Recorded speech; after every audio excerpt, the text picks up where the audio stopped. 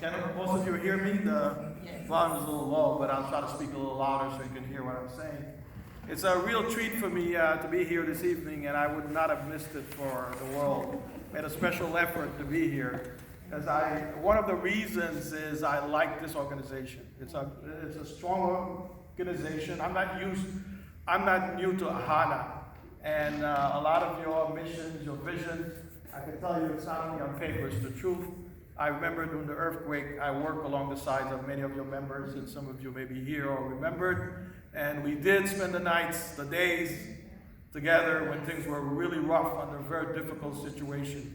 So I know you guys work hard and you care about your country and you take the risk that most people with conscience took. It's not only just for the earthquake. I've been in several health fairs with you guys. I see how hard you work. I see your organization is very well structured. There's continuity, and you guys work very well together. I think I'm very proud to say that the HANA is an organization that us as a Haitian community, we should all be proud of. I'm certainly very proud of HANA. Thank you. Thank you. So,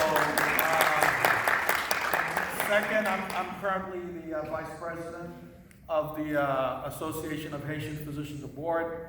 I know we have relationships with HANA, and I'd like to see that continue. And not only continue, I will like to see that significantly improved, so we can work better and collaborate better, so we can work in more unity. I think that we could do great things if we put our heads together as organizations and we interact better. So I just wanted to say that. Obviously, I'm not speaking on behalf of IMASHER. I was invited as Angelo Gousse, Dr. Angelo Gousse. So, and I was assigned to speak because I told the president, so whatever they asked me to speak about, hopefully I'll speak about it. So I don't know if you can hear me very well because I think the microphone is a little bit on the low side. But I was asked to speak about prostate disorders and a little bit more about erectile dysfunction in between 30 and 40 minutes. And I will try to stick on the time schedule. So I prepared the presentation so it remains within the time schedule. Is there a clicker so I can move the slides, or it didn't come, so I'll have to say next slide? So this is the next slide. The next slide is voiding problems. I'm going to talk about prostate disease. Is there a clicker, or so I could a pointer? No. Okay. All right, that's fine. So I'll do my best to show the anatomy. You know where the prostate is located. It's located between the bladder, if you would, and the urethra. So it's inside of the body. So it's one of these organs that we tell patients they can't see it, but it's there. And not only it's there, it can create a lot of problems, as all of us know. So it's not like your ear, your nose, your mouth, you can actually see it, or your penis. If you have a problem with it, you can actually see it. The prostate is inside, and it can cause two major disorders. One disorder is benign prostatic hyperplasia, which is not really a disorder in a sense. It's a normal part of aging. Essentially, every single man will have enlargement of the prostate, and the mere enlargement of the prostate itself does not necessarily mean it's a clinical problem. Some men have very big prostate, but they have no symptoms.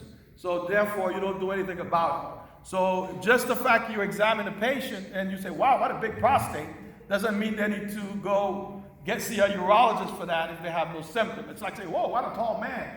You need to go see somebody. Or you have a big head, then you got to see somebody. No, if you don't have any symptoms, you have a big prostate, it does not necessarily require any management, any treatment, assuming the PSA is normal. So it's not necessary to refer patients that you do a rectal examination on who have a large prostate. So that's a normal phenomenon. What's important is whether or not the BPH, benign prostatic hyperplasia, causes symptoms. And we'll talk about that. So one of the most important instruments to find out about symptoms, which is underutilized, which has been validated as an instrument, is the AUA symptom score, which stands for the American Urologic Association symptom score, also called the IPSS score. The IPSS score gives you a score, and it could be mild, moderate, and severe. And if it's a mild score, we usually don't treat those patients regardless of the size of their prostate, assuming their rectal examination is normal and their PSA is within normal limits. And we'll talk about PSA very briefly. And in patients who have symptoms, we usually start them on oral therapy first as first-line therapy after behavioral modification. And really the alpha blockers are the mainstay of treatment. And my preferred is tamsulosin, also I'll call Flomax.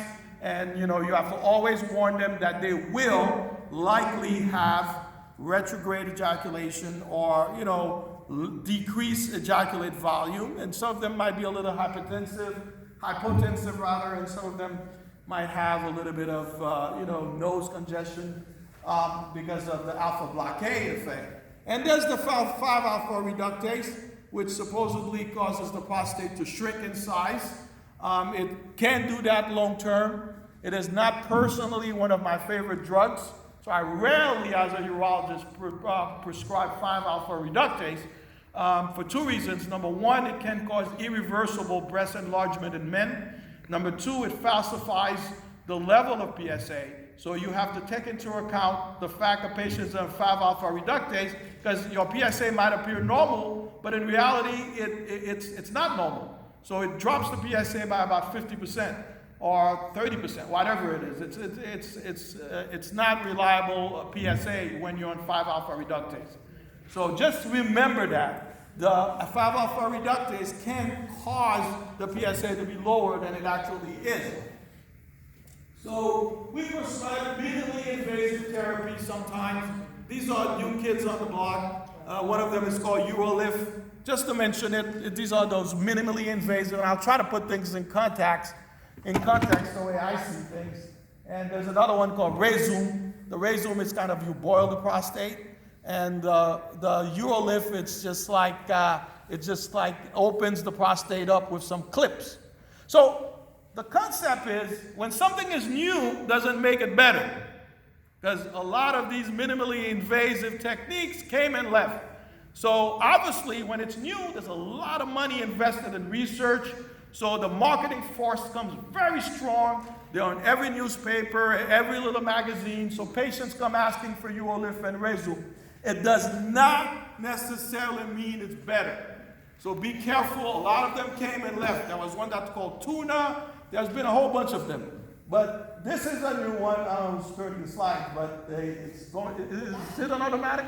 Okay, can you go back? Yeah. And so that's called the UroLift.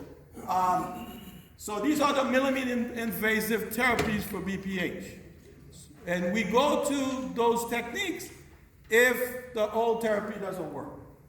However, the gold standard remains transurethral resection of the prostate to treat benign prostatic hyperplasia.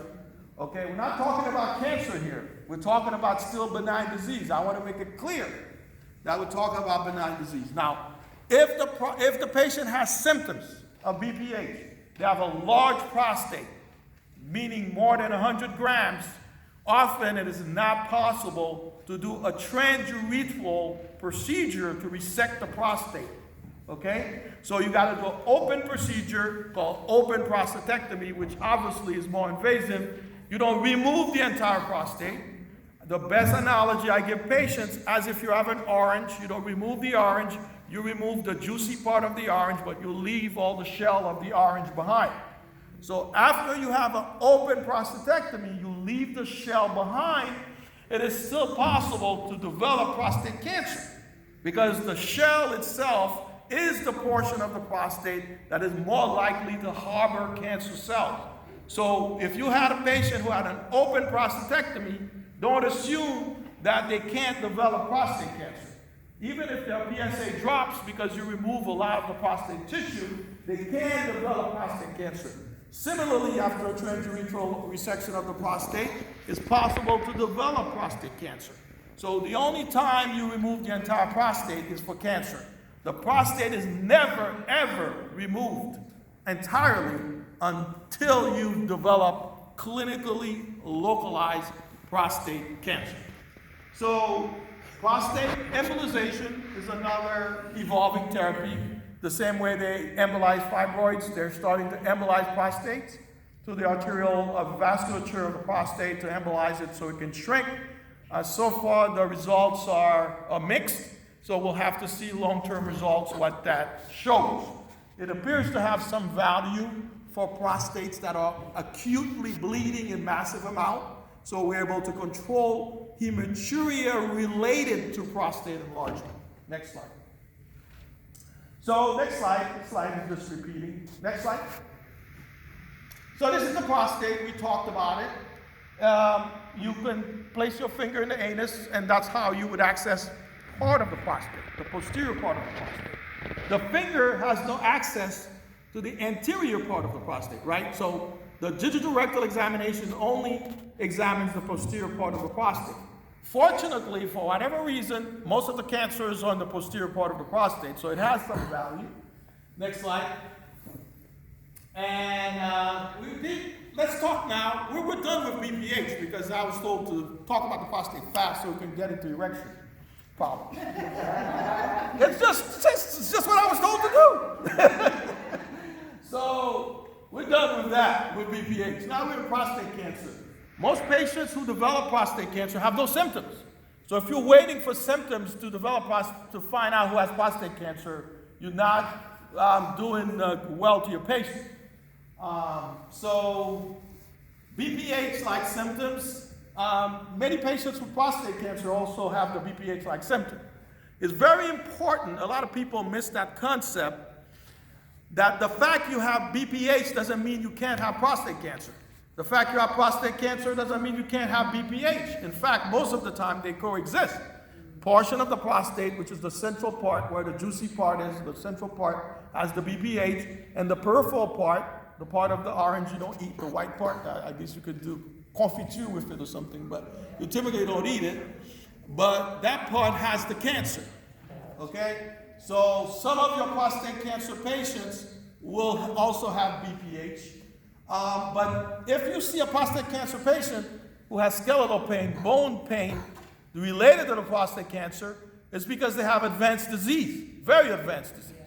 Okay, if you have a prostate cancer patient who has spinal cord compression because of metastatic disease, that's very advanced disease. If they have gross hematuria from prostate cancer, usually it's because of advanced disease. So most prostate cancer patients will present with absolutely no symptoms. So don't wait for they feel terrific. The only thing they have bad prostate cancer. Next slide. So what causes prostate cancer? We don't know what causes prostate cancer. We just know it happens. And there's no way to prevent prostate cancer today. No vitamin you can take, no diet you can eat. If you don't smoke, you smoke, makes no matter. You have sex, don't have sex, doesn't matter. You could still have prostate. All these studies, there are like a lot of stuff going on. Oh, if you ejaculate a lot, these are men trying to trick the people, you know. Yeah, if I ejaculate a lot, I'll never have prostate cancer. Everybody says, sure. This is a nice story for the wives. But there's no science into it. I get asked that question all the time. So they tell their wife, you know, do you want me to have prostate cancer? I mean, I gotta have sex every night, so I don't have prostate cancer. PSA obviously is found in normal semen. A lot of people think PSA is an abnormal chemical. It's not an abnormal chemical. It's a lysine protease. It was designed to help with fertility. It was designed to liquefy the semen so it swims better in order to be fertile. So every young man who's normal, who's 20, 17 years old, have PSA in their semen. So the prostate normally makes PSA in large amount. What is different, it gets into the bloodstream when the basement membrane is disrupted by bad BPH or cancer. So it's a defect of the basement membrane of the prostatic cells, which allows PSA to leak into the bloodstream, therefore you can detect it.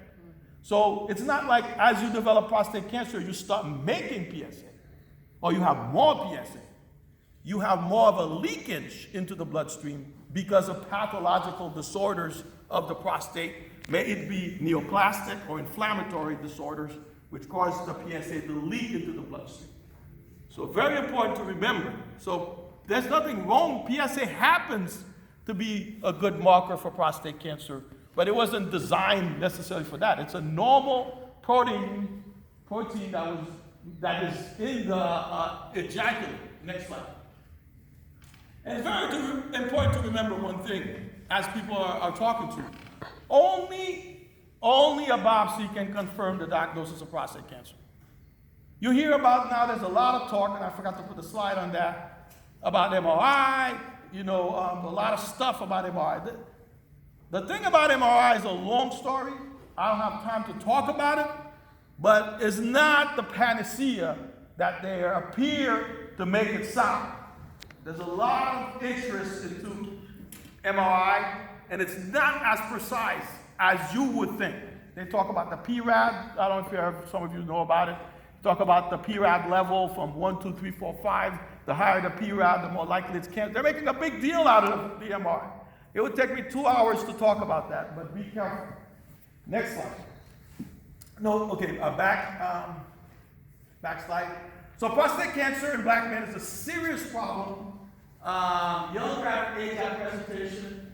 In the black men, it tends to be more high grade, more aggressive. It tends to be more advanced at presentation. The delayed diagnosis can be a problem.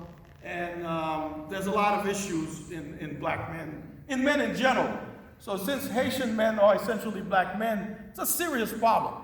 A lot of men in this community have died of prostate cancer. Next slide. This is early data of about 500 biopsies I did. And it shows the greens didn't have cancer. All the other ones, it pretty much had cancer. So almost half of the men I biopsy have cancer. That's a significant amount. And now, the green are the one that means I did it, but all the blue ones had bad cancer. And the other one had, low-grade cancers and stuff like that. So this is my personal data in the Haitian community. Now I have 3 times that volume. I do about 500 prostate biopsies a year. So now I have data for 10 years. So we have about 5,000 specimens. Next slide.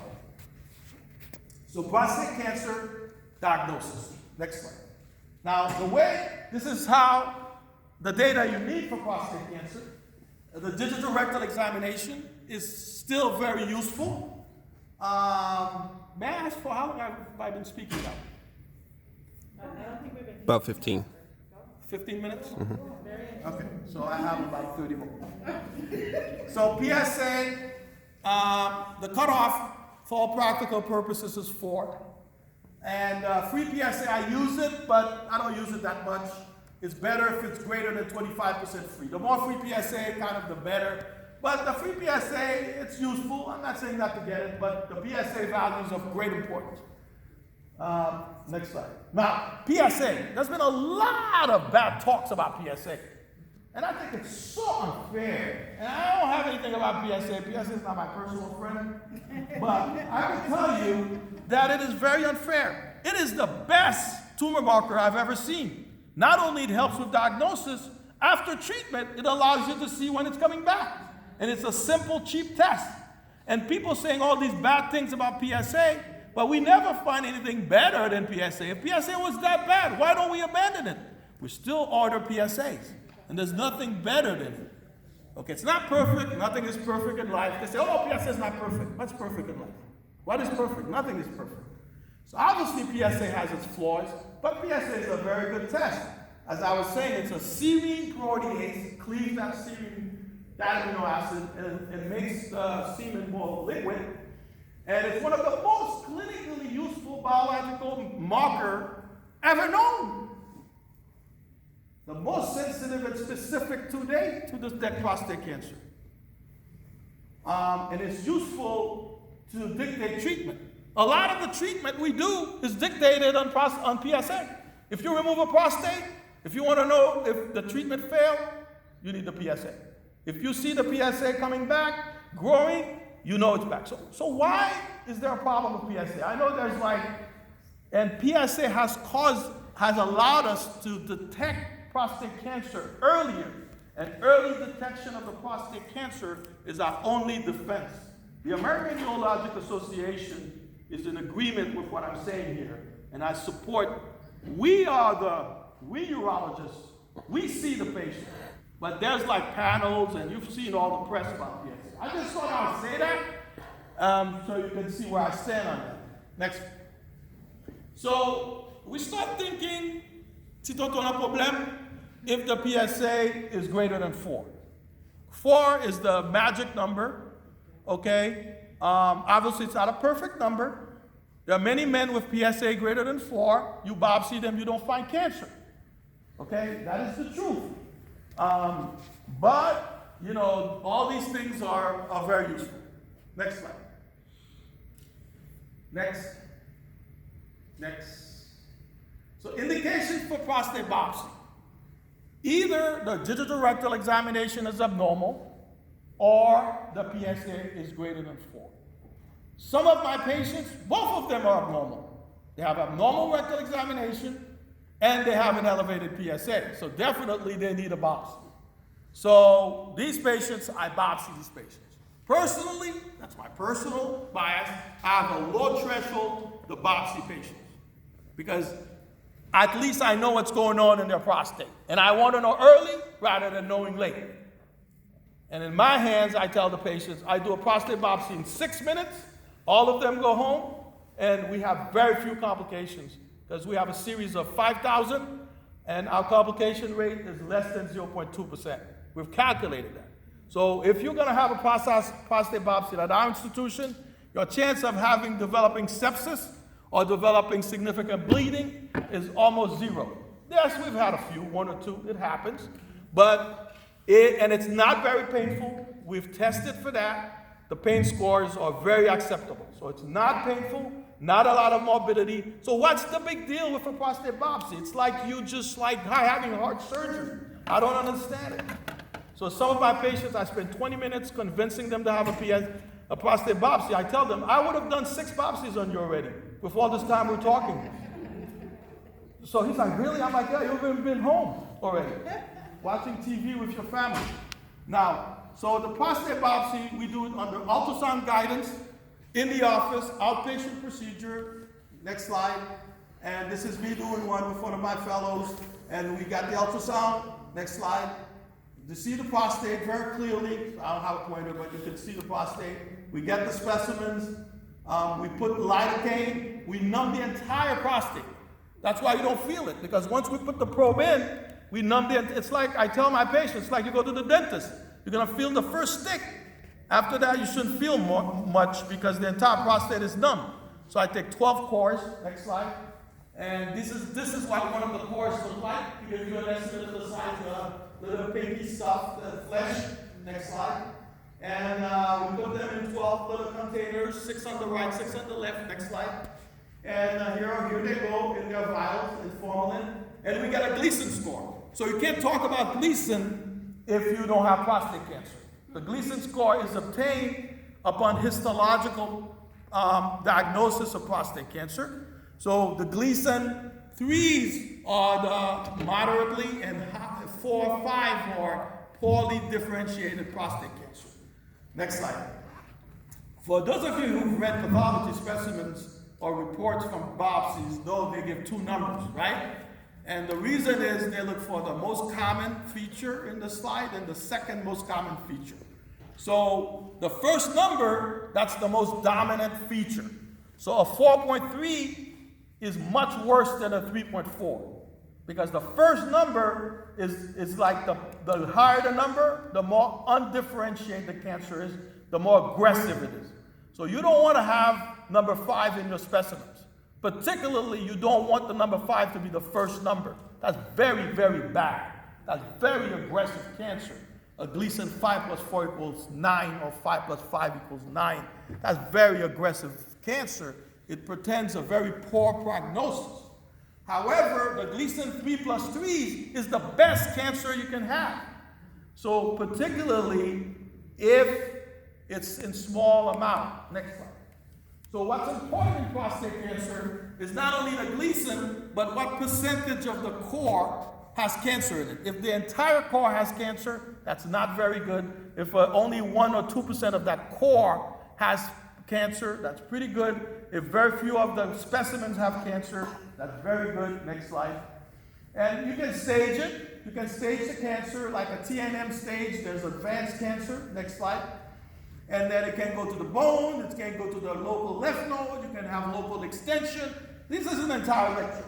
But what's important to know is that the Gleason score and the PSA at the time of diagnosis tells you what is more likely to happen to the patient. That's all I want you to remember. The PSA at the time of diagnosis and the Gleason score at the time of diagnosis dictates what is likely to happen to the patient. That's why they differentiate prostate cancer once you make the diagnosis into low risk, intermediate risk, and high risk. You don't want to be in the high risk group because things are going to be rough. It's a rough ride. Intermediate, let's pray and see what happens. Low risk, that's a good thing. A lot of the low risk patients, you don't need to treat them. You can do active surveillance. You just watch their PSA, even if they have prostate cancer. So not every single prostate cancer patient needs to be treated immediately.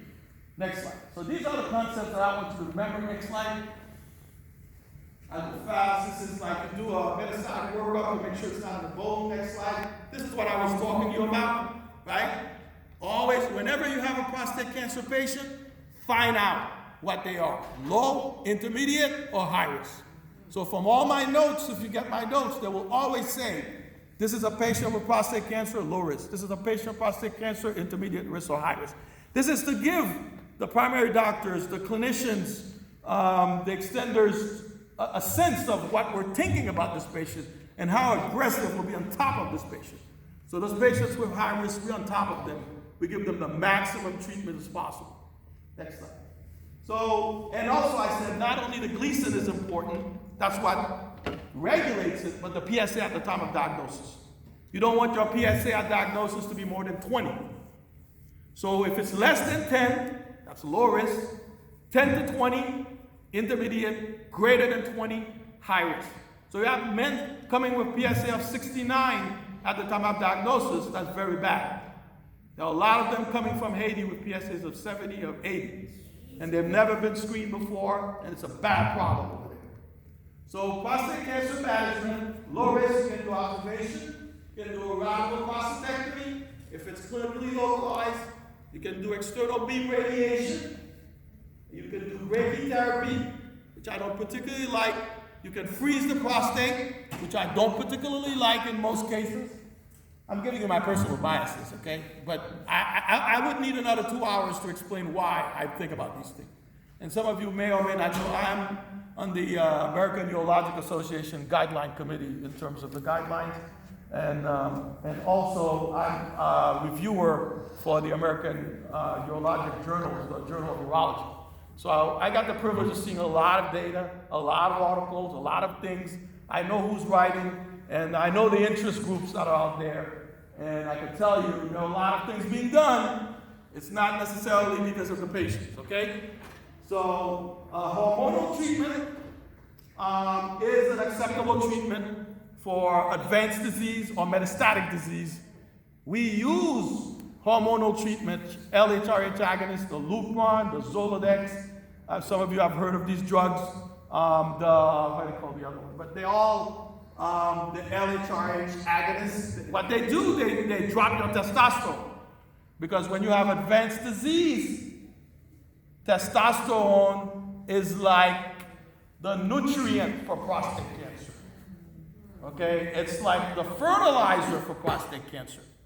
So testosterone is a fertilizer for prostate cancer if you have prostate cancer, if you have advanced prostate cancer. But high level of testosterone itself does not cause prostate cancer. Replacement of testosterone in normal individual does not cause prostate cancer. Do you see that? If you have prostate cancer, particularly if it's high grade and aggressive, it's bad to give it the nutrient because a lot of the cancer cells are dependent on that testosterone. So you want to ablate the testosterone in advanced prostate cancer. Many of my patients with prostate cancer have low risk disease, minimal disease. I give them testosterone, they do fine. In fact, men with low testosterone are more likely to have prostate cancer than men who have high level of testosterone normally. If you understand what I mean? Patients who have hypogonadism, who have low testosterone, are more likely to have prostate cancer. One would not think that, but we don't know why that is. But next slide. So I'm not going to talk too much about staging. Next. This is the removal of the prostate. You do robotic. Next slide. You have to preserve the nerves. One of the main reasons you got to preserve the nerves is because you want to preserve erection. Some men prefer to die, believe it or not, than to have their prostate removed. They're like, I don't mind dying with my erection. I'm like, okay, well, that's your choice. No treatment for me. So we can try our best to look at the nerves. I'm like, are you going to protect the nerves? Yeah. We're going to use a microscope. We're going to do our best to protect the nerves for you, but there's no guarantee you're not going to lose your erection. Some men don't want to know if they have prostate cancer because they don't want to be presented with the option of having their prostate removed. Because they know if they have their prostate removed, then they can develop erectile dysfunction. And they don't want that to happen. I've learned so much about men, being a man myself, how important erection is to them. Some men say, the day I lose my erection, I prefer to die. So they don't want radiation either. And many of them, they say, okay, don't remove my prostate, give me radiation. Why you choose radiation? Removal of the prostate is a great treatment. Well, if I have radiation, I'm more likely to preserve my erection. But that's not true. Radiation also causes erectile dysfunction. The only difference, you don't lose it immediately. It takes you 6 months, 7 months, and then you develop the same erectile dysfunction. And the worst thing, it's harder to treat erectile dysfunction in radiated tissue than non-radiated tissue. So, as a surgeon, I prefer to operate on non-radiated tissue than on radiated tissue. Because the radiated tissues, they're not responsive to medications that well, they're not responding to vasoactive, they're radiated. So a lot of people go for radiation. I see young men going for radiation. I'm like, why did you make that decision? Because and some, unfortunately, some